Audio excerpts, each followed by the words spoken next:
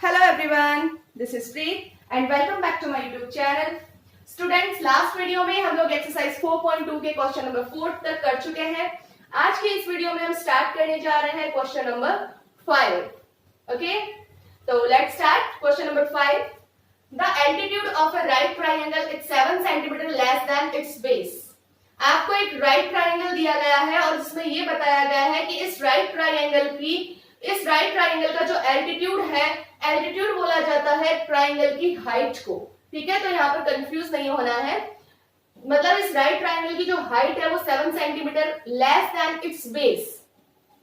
अब बेस कितना है ये नहीं दे रखा, खाली आपको स्टेटमेंट इतना ही दे रखा है कि जो इसका एल्टीट्यूड है, जो इसकी हाइट है, वो इसके बेस से 7 सेंटीमीटर लेस है, मतलब कि कम है. लेस है मींस आपको माइनस करना है. फटाफट से आपके दिमाग में आना चाहिए. हम जब भी इक्वेशंस वाला चैप्टर पढ़ते हैं, देन जहां पे लेस आता है वहां पे हमको माइनस लगाना है और जहां पे मोर देन आता है वहां पे हमको प्लस लगाना है.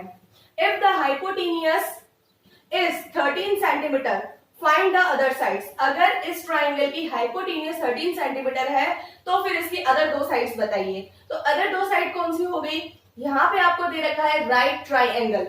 राइट ट्राइंगल में तीन साइड्स होती हैं. एक बेस होता है, एक एल्टीट्यूड या हाइट होती है और तीसरी हाइपोटेन्यूज होती है. हाइपोटेन्यूज जो होती है, हाइपोटेन्यूज का स्क्वायर इसकी जो अदर टू साइड्स होती हैं उनके स्क्वायर के सम के इक्वल होती है. It is the theorem of Pythagorean. ठीक है, it is the Pythagorean theorem. तो हम वो भी यहाँ पर देखेंगे और राइट ट्राइंगल भी देखेंगे कि कौन कौन सी यहाँ में हमको साइड्स दे रखी है. तो देखिए, इस तरीके से जो मैंने आपको डायग्राम बना के दिखाया है, ये क्या है? एक राइट ट्राइंगल है. ठीक है, राइट ट्राइंगल में ये तीन एंगल है, ए, बी और सी. ये जो एंगल है वो कितने डिग्री का होता है? राइट ट्राइंगल का मतलब होता है जिसके अंदर एक 90 डिग्री का एंगल होता है, वो राइट ट्राइंगल होता है. ठीक है, अब हमें क्या बोल रखा है कि हाइपोटेन्यूज इसकी 13 सेंटीमीटर है. देखिए बच्चों, ये जो साइड होती है ना 90 डिग्री के जस्ट सामने वाली, और जो सबसे बड़ी साइड होती है राइट ट्राइंगल के अंदर, सबसे बड़ी साइड कह सकते हो या 90 डिग्री एंगल के जस्ट सामने वाली साइड को हाइपोटेन्यूज बोला जाता है. और ये जो ए बी है वो क्या है? इसका बेस है. और ये जो AC है वो क्या है? इसकी हाइट है. यानी कि AB के ऊपर क्या पड़ रहा है? परपेंडिकुलर AC, और परपेंडिकुलर पड़ रहा है, इसका मतलब क्या है? ये हाइट है. तो आप लोगों को सबसे पहले तो यही पता होना चाहिए कि राइट ट्राइंगल क्या होता है, उसकी क्या स्पेशलिटी होती है. तो राइट ट्राइंगल के अंदर 90 डिग्री का एंगल होता है और तीन साइड्स होती हैं, हाइपोटेन्यूज, बेस और हाइट. और ये जो एक पाइथागोरियन थ्योरम होती है जिसे हम यहाँ पर अभी लिखने वाले हैं. तो पाइथागोरियन थ्योरम इज हाइपोटेन्यूज का square equals to base square plus altitude square. यानी कि ये दोनों जो भी AC और आपका AB है, ये वाली साइड्स BC से छोटी होती हैं, इन दोनों के स्क्वायर का जो सम होता है वो इस अकेले के स्क्वायर के बराबर होता है. यही होती है पाइथागोरस थ्योरम. ठीक है, अब हमें दे रखा है कि हाइपोटेन्यूज का तो कोई पंगा ही नहीं है, 13 सेंटीमीटर दे रखा है, हमने लिख दिया. अब आपका जो बेस है उससे 7 सेंटीमीटर लेस है आपका एल्टीट्यूड. इसका मतलब बेस नहीं दे रखा और टू अदर साइड पूछ रखी है. तो यहाँ पे हम क्या करेंगे? Let the base of this right triangle is x. ठीक है, यानी कि हम इस बेस को क्या मान लेंगे? x मान लेंगे. देन ये जो एल्टीट्यूड है वो कितना हो गया? 7 सेंटीमीटर लेस देन है ना, तो क्या करेंगे? x minus 7. तो आपके पास में बेस आ गया, हाइट आ गई और हाइपोटेन्यूज आ गई. अब आप लोग क्या करेंगे? इन तीनों मेजरमेंट्स को कहां पे पुट कर देंगे? इस फॉर्मूले के अंदर. ठीक है, तो यहाँ पे हम लोग इस फॉर्मूले में पुट कर देते हैं इन्हें. तो हाइपोटेन्यूज आपका 13 का स्क्वायर इक्वल्स टू बेस आपका x, तो x का होल स्क्वायर प्लस एल्टीट्यूड है x माइनस 7 का होल स्क्वायर. 13 का स्क्वायर क्या हो जाएगा? 169. x का स्क्वायर x स्क्वायर, और जो आपका दे रखा है x माइनस 7 का होल स्क्वायर, वहां पे जो फॉर्मूला लगेगा वो लगेगा a माइनस b का whole square.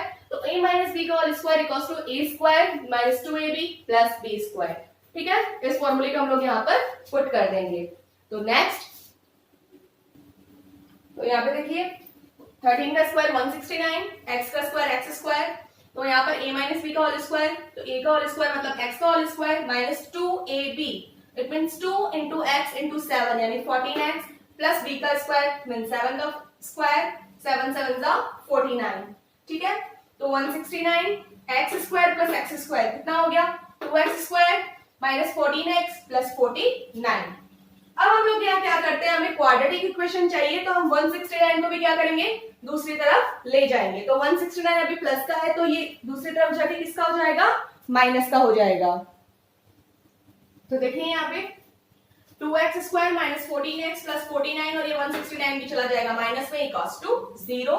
Then 2x square minus 14x 49 में से 169 गया तो माइनस का क्या बचेगा 120 इक्वल्स टू 0। अब देखिए बच्चों यहाँ पे चाहे तो हम लोग इसको स्प्लिट कर सकते हैं पहले, लेकिन इसको हम पहले अपनी शॉर्टेस्ट फॉर्म में बदल देते हैं ताकि हमारी जो कैलकुलेशन है वो थोड़ी कम हो। तो देखिए ये जो तीनों डिजिट है वो 2 से डिविजिबल है, ठीक है। तो 2 से डिविजिबल होने के बाद में यहाँ पर कौन सी इक्वेशन आती है उसे हम नेक्स्ट पेज पे देखेंगे। पहले आप लोग यहाँ पे इसका स्क्रीनशॉट ले लीजिए।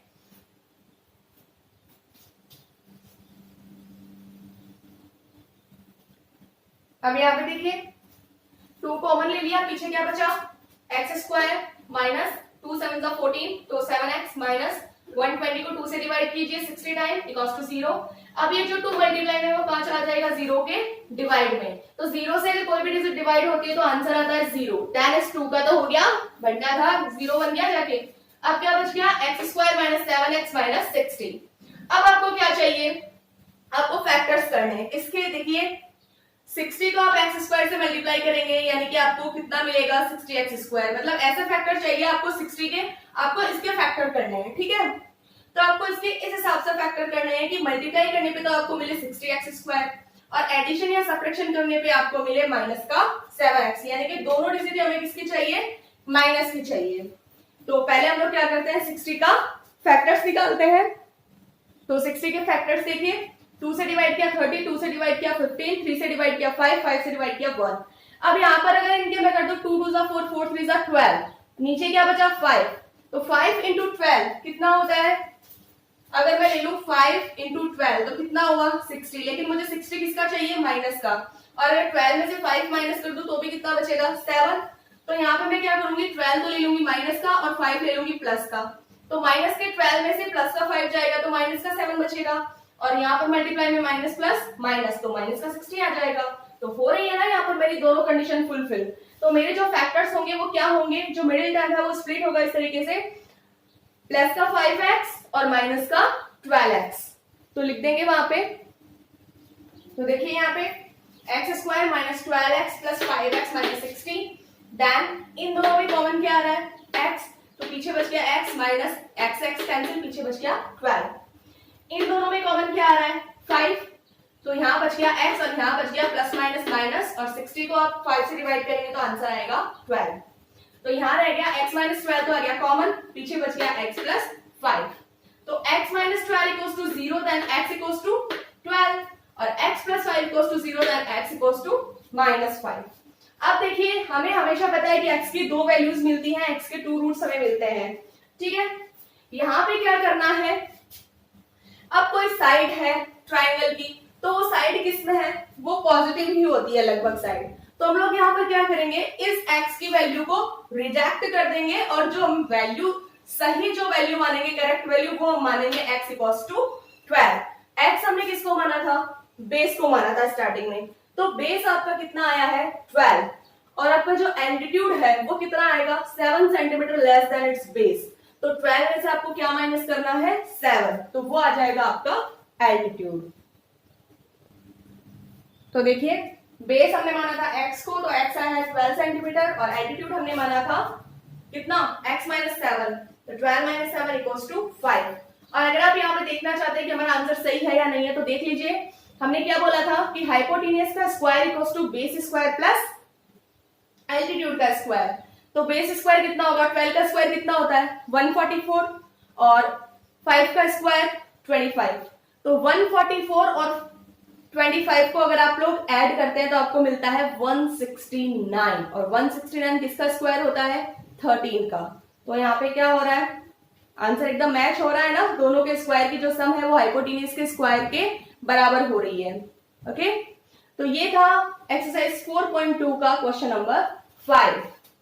नेक्स्ट जो क्वेश्चन नंबर 6 है वो हम देखेंगे हमारे नेक्स्ट वीडियो में। तो आज के लिए बस इतना ही। Keep watching, thank you.